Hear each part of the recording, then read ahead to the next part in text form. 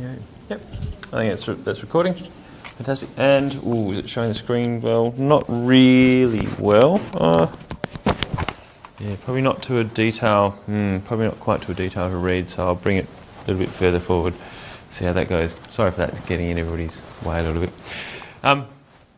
So just going through some of the things we have to think about now with our project 3.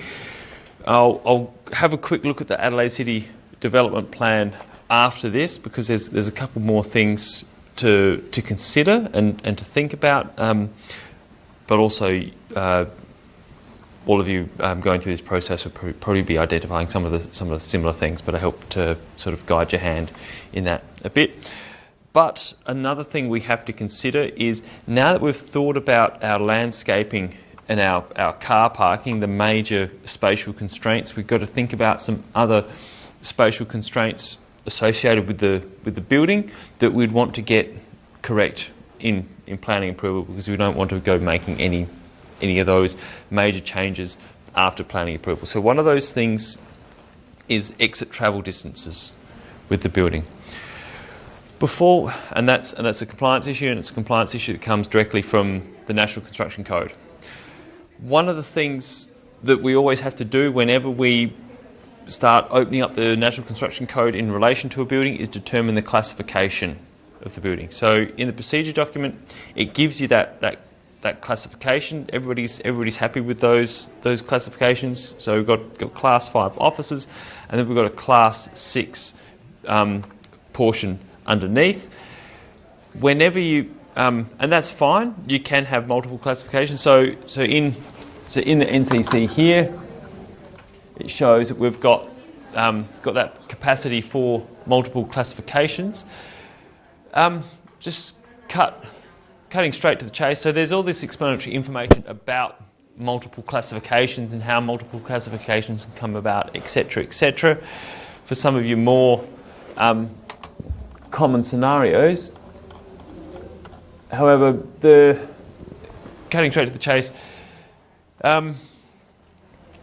is this section here. So under a 6-foot element application 1, where a building has more than one classification, the more stringent class requirements will apply. That's the thing that affects us there. So whether it's for fire safety, access and egress, whatever, the more stringent requirements are going to apply to us. So then we'll have to having a look at our exit travel distances. So I'll go straight to page 130. That one there. There's my cursor.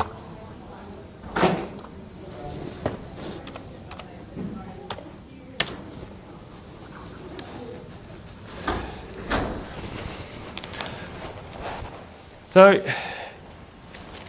as you all know, the NCC is a bit of can be an interesting thing to read, and it does take a little bit of time to digest some of these things. It's not written in common language. You don't say, look, I'd like to have not less than one croissant with my coffee or something like that. But that's very much the language that we use with the NCC, and this can be a little bit difficult to understand. So we'll dissect that a bit. So now that we know our classification of a building, we'll skip straight to the section that's relevant to us. So we've got Class 5, 6, 7, 8 or 9 buildings. So it's fantastic. Both of our classifications come in under the one section there. And so for our exit travel distances, no point on the floor must be more than 20 metres from an exit, which would be problematic, or a point from which travel in different directions to 2 exits is available. So straight away, if we look at that and we go, well, look, we can't be more than 20 metres away from an exit, that's unreasonable, then straight away we have to provide 2 exits. That's what it's telling us. So a point from which travel in different directions to 2 exits is available. In which case, the maximum distance to one of those exits must not exceed 40 metres. So that's saying the distance to one of those exits. So it doesn't mean that it has to be 40 metres maximum from anywhere on the floor. It's telling us that we can travel to 20 metres, and then from that point that we travel 20 metres, we have a choice between two exits, with one of those two exits being within 20 metres of that point. It doesn't mean that both have to be, just one of them has to be. But the major constraint, it comes in a little bit later. But in a Class 5 or 6 building, the distance to a single exit serving a storey at the level of access to a road or open space may be increased to 30 metres. So with our ground floor, we don't have to have two exits. Well, if we were within 30 metres, so we can increase that. But if we're not within 30 metres of any given point on our floor, then we do have to still once again provide those two exits. So there's a slight amount more flexibility with our ground floor, because our ground floor is at that level of exit, so you can extend that out to 30 metres. But given that our upper floors, we're going to, I think we're quite certain we're going to have to be providing two exits to that upper floor. Those exits are most likely going to be very simple to align with our ground floor as well anyhow, and I think that's probably the simplest approach. But what through that process, basically, I think it's safe to assume that we'll be providing alternative exits. So that when we provide those two exits, so we have to consider this section here as well, D1.5, distance between alternative exits. Once again, cut to the chase of our building classification. So in Class 2 or 3 buildings, doesn't apply to us. Class 9A doesn't apply to us, etc. So in all other cases, so that's us. And in all other cases, 60 metres apart is the maximum distance they can be apart. So basically, as long as we are, our two exits are at the greatest distance 60 metres apart, well then we're quite safe in that regard. And the only other constraint is that they can be not less than 9 metres apart.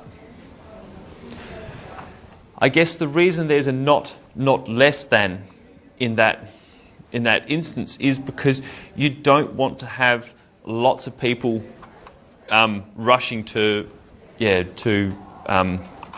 a point at which there are several exits, and you get that confusion happening. So in reading through that, our constraints are that if we can't make them within 20 metres of our top floors, we have to provide two. That's fine. So we've got two exits. Given that we have alternative exits, we can't have them within 9 metres of each other. We have to have them reasonably spread throughout the building. But they can't be more than 60 metres apart. And one of those exits from where people travel to 20 metres has to be within, one of those exits has to be within 20 metres once again. And that's the extent of our constraints on that. So does that exit travel distance thing fit? Well, I guess you can have a look over this recording once you're actually thinking about your exits within the building. But that's one thing that's going to have to be determined early on. So keep it quick for you. You've got what, another couple of minutes or? Yeah, 10, 15. Yeah. Okay. So I'll keep it fairly quick. There. Some. That's so I'll just take it to there and this one. So Adelaide City Council Development Plan. Now, hopefully, page numbers haven't changed too much. Right, actually, I'll drop this one. Just over to that close by. So last week we looked at at the section of crime prevention through urban design, because that plays into our landscaping significantly. But another section which I think is pertinent to us, and I'll increase the size of that.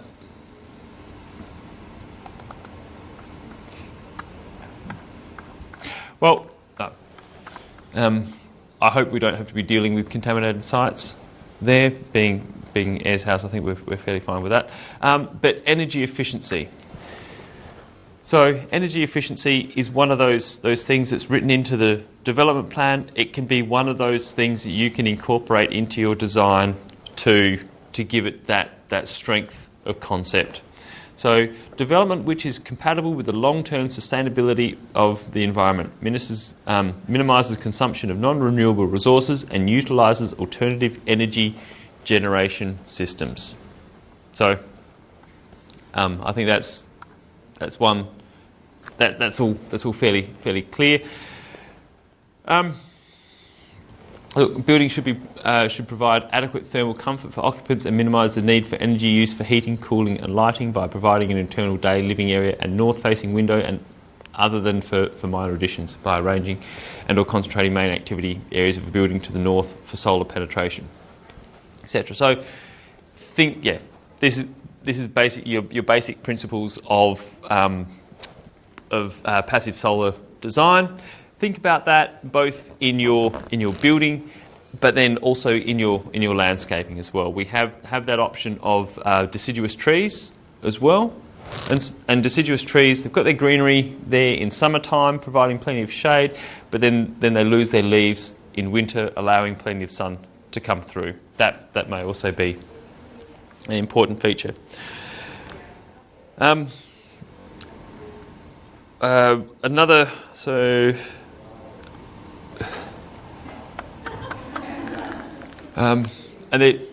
lot of this is actually tied in with residential development, so it's not thoroughly applicable to us. So make that distinction as you're working your way through. Well, I don't think I need to go into building setbacks. It appears that people have identified building setback as a significant issue in their client consult. That's on page 62.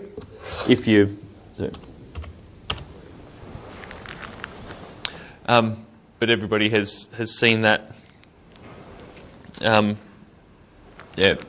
or has gone into that. We've got pedestrian access on page 74.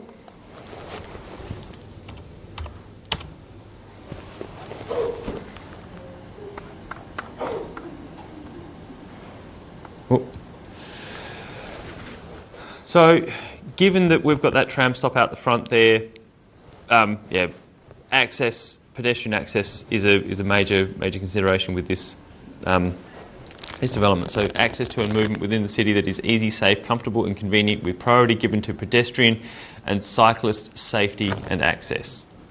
So, think about that with your driveways. We want to ensure that we're not having conflicts with pedestrians and our driveways. Development should provide safe, convenient and comfortable access and movement. Vehicle access points along primary and secondary city access roads and local connector roads, as shown on map Adelaide 1, should be restricted. Well, we've got to provide vehicle access to the site, but how do we do that in a non-destructive fashion? Development that promotes the comfort, enjoyment and security of pedestrians by providing shelter and reducing conflicts with motor vehicles. So saying much the same thing again. And development that contributes to the quality of the public realm as a safe, secure and attractive environment for pedestrian movement and social interaction. So we have that Paxton Walk there. How can we provide that interaction with the public? That's an important thing. It's written into the development plan.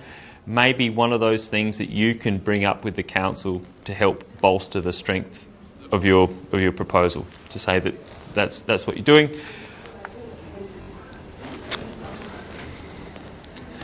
safe and convenient design of and access to buildings and public spaces, particularly for people with disabilities.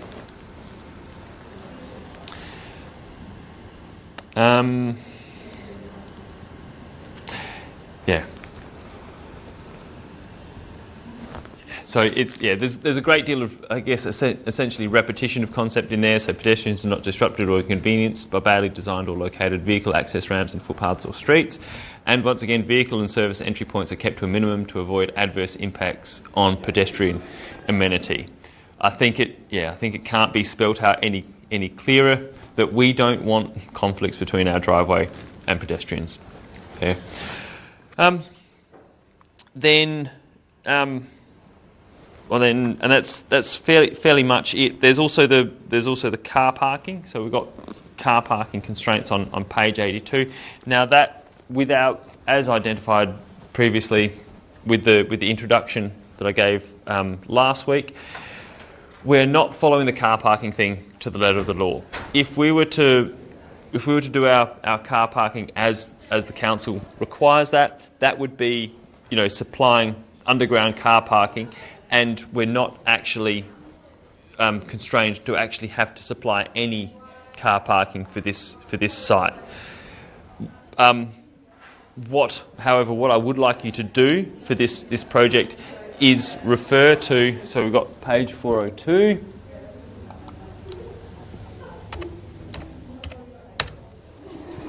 So on-site car parking provisions. So table Adelaide /7, page 402. And keep your car parking to ground level around the building. Because otherwise, what we'd be doing would be dealing with underground car parking and have to sort out and organise ramps and things like that. And I think that's really getting a little bit too much for the scope of what we should be working with this. So we'll have to be like with many other aspects of this. These projects, it has to be a little bit fictitious. So we're referring to page 402 and table Adelaide /7. And I think that's it.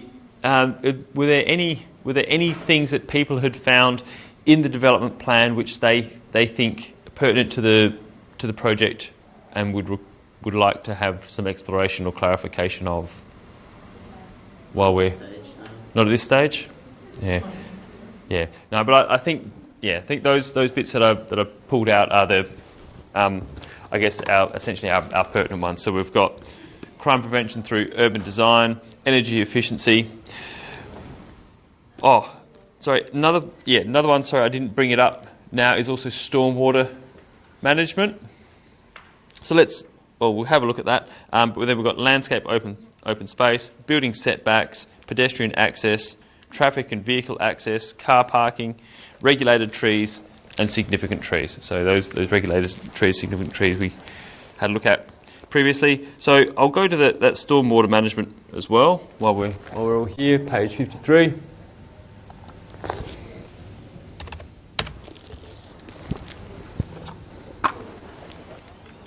So development which maximises the use of stormwater.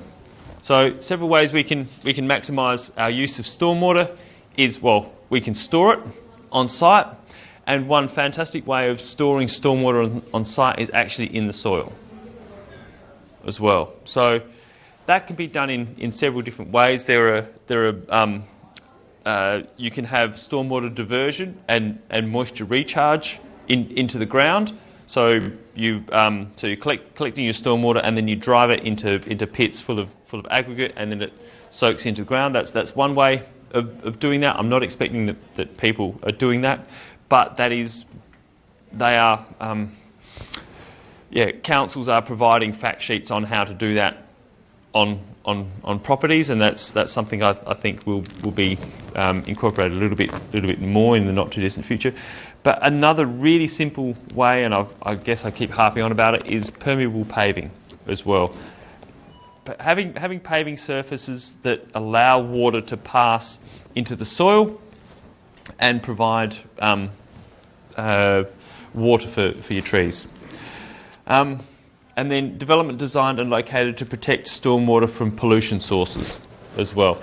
I don't think we're going to have much in the way of pollution sources from our site use. So that's not a major one for us. Development design and located to protect or enhance the environmental values of receiving waters, and development designed and located to prevent erosion. So if we are collecting much of our stormwater on site, but particularly from our car parking areas where we do get oil drips from cars and wear from tyres and things like that, if we've got that permeable paving, getting that into there, it's doing both of those things: development which maximises the use of stormwater because we're storing it on site, but then also protect or enhance the environmental value of receiving waters as well, because we're not sending that junk into the stormwater system. Also development designed and located to prevent or minimise the risk of downstream flooding as well. So once again, if we can store as much of that water on site and reduce the flows, I think that's the way to do it. The other ways to do it is actually to have water storage and things like that on site. I'm not expecting that. We're not going to go into that sort of thing, and it's not really suitable with such a flat site. Yep. So I was going to say, you said a flat site, so obviously our roof is flat as well. Do we have to go into depth about how we're going to keep water from falling up on the roof as well? Or? Yeah, that is a really good thing to be thinking about at this point as well. So with planning approval, we've got to think about the aesthetics of our building, and it is also time to start thinking about our roof as well. Within building approval, we've got to detail how that stormwater is, or that roof runoff is managed. So you have to do box gutter details or drainage details, etc., that relate to your chosen roof system. And I think it's an important time to think about your roof system. You don't want to, or if you're going to be having services and things like that on your roof, you probably want to carry your parapets higher, which means you've got some sort of parapet detail. Or as some people have done, they've been thinking about green roofs and things like that as well. I think to have a think about what roof style you want is important at this stage, and then in that process think about how your roof runoff is managed as well. So with roof runoff, that's fairly easy to store on site. You can store that with tanks, things like that. But with stormwater, it gets much more difficult given that it's a flat site.